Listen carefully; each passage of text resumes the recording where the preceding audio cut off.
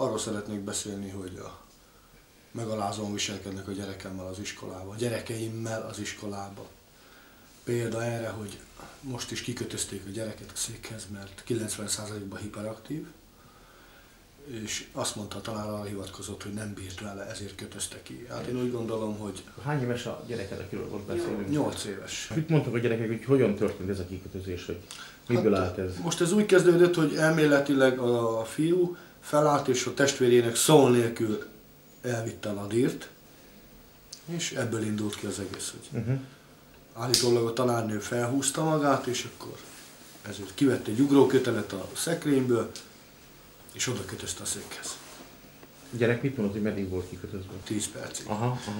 De lehet, hogy több is volt, mert nem tudta pontosan. És az osztályban történt? Persze, a napközben. Többi gyerek délután. volt? Igen. Bement egy másik tanár, aki rákérdezett, hogy miért van az a gyerek megkötözve. Ez a tanár meg azt felelte rá, mert igen, jó gyerek. Végül elengedte a tanár ebből a megkötözésből? Végül is pont az volt a lényeg a dolognak, hogy még arra sem volt méltó, hogy kikötözze. Már a gyereket várta az iskolásjárat, és a nagyobbik lányom, akiről beszélek, azt kötözte ki. 3 olyan görcs volt rá kötve a kötére, az elmondása szerint a lánynak, hogy ahogy elmondta, hogy apa, alig bírtam kikötözni. Most ez hogyan történt, hogy a csuklójánál kötözte le a gyereket, vagy a székhez rákötözte? Székhez rákötözte a székhez. Hozzá kötözte a székhez. Úgy be volt vágva rajta, úgy beszorította a kötél, elszorította a melkasát, hogy azt mondta, hogy apa, ez olyan volt, mintha szorít rajtad egy nadrág, és akkor ugye hurka volt végig így neki, úgy elszorította. Úgy szereztem róla a tudomást, hogy az öcsém és a nagyobbik lányom egy csoportba jár vele, és ők mondták el itthon, mert a kisfiú ki sem merte mondani, mert félt, hogy bemegyünk és veszekedni fogunk. És úgy elméletileg ki sem merte mondani, úgyhogy ezzel az öcsém meg a nagyobbik lányom mondta ki nekünk. És akkor így bementünk az iskolába, az igazgatónőhöz, holott ő behívatta a tanárt, és aki egyből bevallotta, hogy elismerte, hogy igen, kikötözte, azért, mert már nem bírt vele. Mit reagáltál erre neki? Hát én próbáltam kultúráltan viselkedni. Én nem veszekedtem, nem kiabáltam.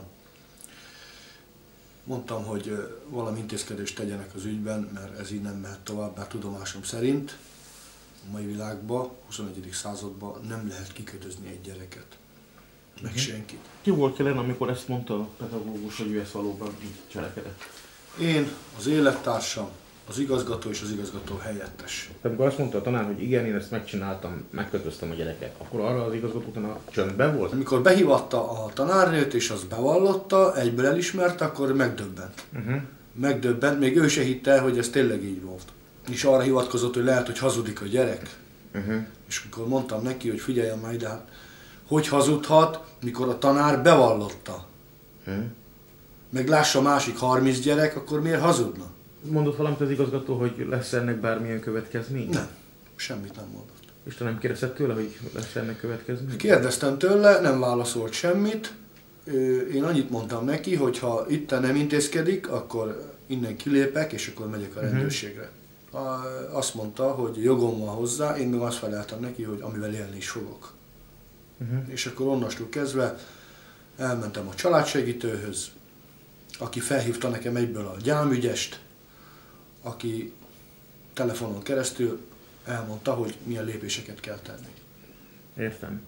Tehát akkor az igazgató felé te a panaszodat azt csak szóban tetted meg, ha jól értem. Így van, szóban. Így van. Értem. És akkor a rendőrség felé ott pedig írásban tetted meg? Így van. Ott mondtak valamit a jegyzőkönyv felvételét követően? Igen, menni kell Miskolcra, a megyei ügyészségre adták át az ügyet, mert a gyereket szabadságban korlátozták. De az ezt megelőző években volt ilyen jellegű problémátok az iskolában, vagy bármelyik pedagógussal? Hát, mit mondjak neked? Voltak problémák. De az ember próbálta mellőzni a dolgokat, hogy... Na most az az igazság, hogy... problémáitok voltak a... Hát, hogy megverték a gyereket, nyakon vágták a gyereket, fejen vágták, leszégyenítették, belökték a sarokba, meg fenyegetik, hogy tengerin fogod térgyepelni, meg buzán, meg ilyen dolgok. Mert neked az kéne. nem vagy megnevelve. Csak a te gyerekeiddel történnek ezek az ügyek, vagy másokéval? Történt itt másokéval is, csak tudod, az a lényeg az egésznek, hogy nem akarják a szülők bozgatni, mert úgy vannak vele, hogy a gyerek issza meg a levét. És milyen a helyzet azóta az iskolában? A gyerek mit mond, hogy... Hát már most, hogy mondjam neked, próbálnak jó indulatot mutatni a gyerekek felé. Cukrot visz neki a tanárnő. Szépen beszél neki. Próbálják Mert a kisfiú mondta neki, hogy voltam a rendőrségre és feljelentettem tanárnénit. Mert engem lekötözött. Tegnap be se volt iratva napközibe, mégis elvitte. Úgyhogy a nagyobbakat meg provokálják a tanárok, tudod. És akkor mondtam az anyjának ma, hogy menjen be, és akkor írassak a gyerekeket napközibe. Mert azt mondta nekem a nyomozó, hogy ha ez ügyész elé kerül ez a jegyzőkönyv, akkor javasolni fogja, hogy az azonnali felfüggesztését a tanárnak. Mert ez a legkevesebb. A gyerek hogy van azóta? Hát lelkisérült. Lelkisérült. Megtörtént ez a dolog pénteken. Szombaton este sokáig néztem a tévét, ők aludtak, és akkor felsírt, hogy írassuk ki napköziből, nem akar menni, mert fél, hogy ki fogják megint kötözni. Lelkileg megviselt, tehát megszégyenítette, hát 30-valahány gyerek, másik gyerek előtt.